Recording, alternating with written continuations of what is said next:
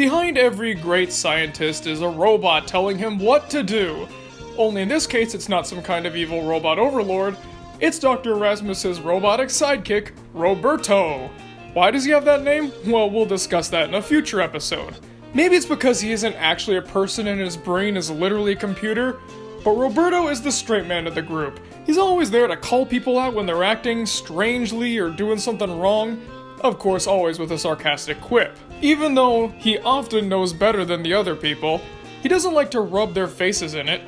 Sure, he'll be a little snarky sometimes, but he generally wants to help. Roberto is a robot who doesn't really have any primary function.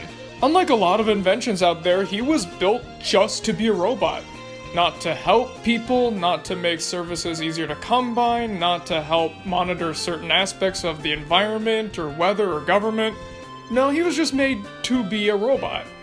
And he kind of wanders around without any primary purpose. So he's just kind of there with Erasmus. And there's a little piece of him that kind of resents this. Of course, he's always happy to be alive, but he wishes that he could do something. Which leads him to think that maybe it'd be better if he was a human. He's already so different from everyone else and sometimes finds it hard to relate to them. If only he could be just like them. Of course, that's not necessarily how life works. Generally speaking, to be successful, you've got to love yourself and accept who you are.